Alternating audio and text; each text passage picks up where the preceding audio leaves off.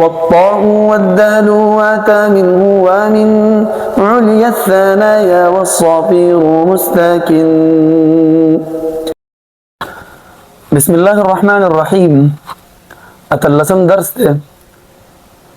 تیر درس مونږ په تعداد د مخارجو کې بحث کړو، هغه مکمل بیان شو. نن ورځ د مخارجو اقسام، دا نن ورځ درس.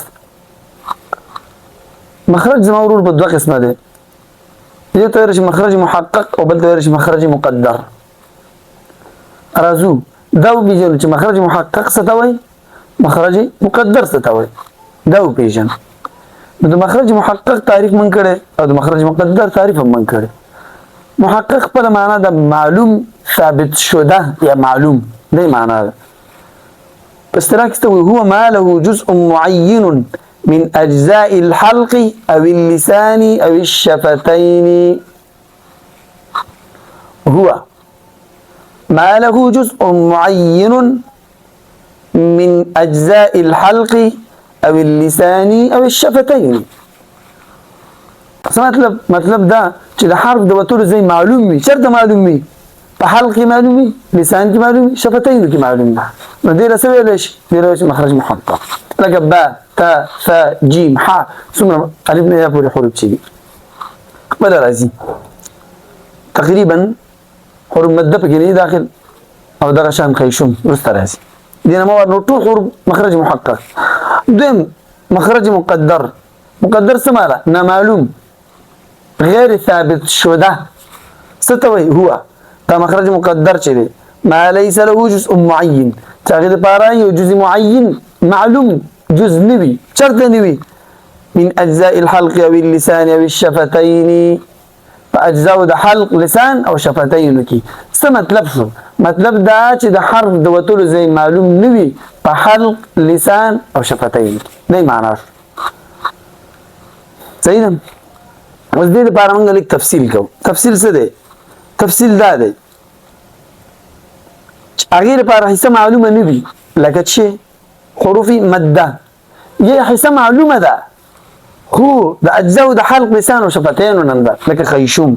لکه دا سوال لازم چې د حرف د وتلو ځای معلوم نه وي. د خیشوم د حرف د وتلو ځای خو معلوم دی. موږ حرف د وتلو ځای معلوم دی، خو د اجزاو د حلق نه، لسان نه، شفتینو نه دی.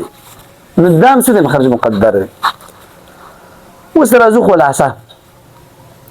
خلاصه دا ده، مخکې موږ په تعداد د مخارجو کې درې مذاهب ویلو. نو اوس آیا دې درې مذاهبو کې مخرج محقق څومره دی، مخرج مقدر څومره دی؟ د امام خلیل په نسبت باندې مخرج محقق چې دی 15 دي او 2 مقدر دي، یو حروف مده دی بل خیشوم دي. ځکه دا لام نون را مخرج هم جدا ګړي، پرون مو ویلي، او حروف مده مخرج ګړي. امام صاحب وایي په نسبت 15 محقق دی، ځکه دا نون را مخرج جدا ګړي، نو قرب لحاظ نه کوي. او یو مقدر دی خیشوم، ځکه د په نسبت باندې مخارج 14 دي. نو چې 14 حروف مده دا مخرج نه ګړي، چې مخرج نه ګړي نو بس مقدر هم نه دی، مخرج مقدر نه دی. بل دی دریم مذهب د امام فراق قطرب دی، د دوی په نسبت باندې مخارج سوال نسو، لام نون را دپاره مخرج یو او حروف مده د دوی په نسبت باندې مخرج نه دی. نو چې نه دی نو 14 محقق شو، ځکه لام نون را نه یو مخرج جوړ شو. او یو مقدر دی چې خیشوم دی، حروف مده نه دی، ځکه حروف مده دا مخرج هغه نه ګړي. اوس راځو اصول د مخارجو. اصول جمع د اصل لبیخ ته وایي که نه، یعنې هغه مرکزي ځایونه چې مخارج د هغې نه ادا کېږي. صحیح ده؟ اوس جوف دهن یو مخرج 3 حروف ورنه ادا کېږي. بل حلق، حلق چې 3 مخرجونه 6 حروف ترې ادا کېږي. دریم دی لسان، ژبه 10 مخرجونه او 13 حروف ورنه ادا کېږي. څلورم شفتان یا شفتین 2 مخرجونه او 4 حروف ورنه ادا کېږي. پنځم خیشوم دی، یو مخرج دی 2 حروف ورنه ادا کېږي. دا مرکزي ځایونه دي: جوف دهن، حلق، لسان، شفتان او خیشوم. اوس موږ تاسو ته وایو چې هره ورځ موږ تاسو ته یو شعر وایو.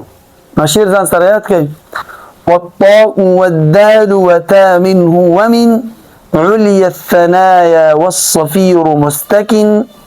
والطاء والدال وتا منه ومن عليا الثنايا والصفير مستكن. والطاء والدال واتا منه ومن عليا الثنايا والصافير مستكن.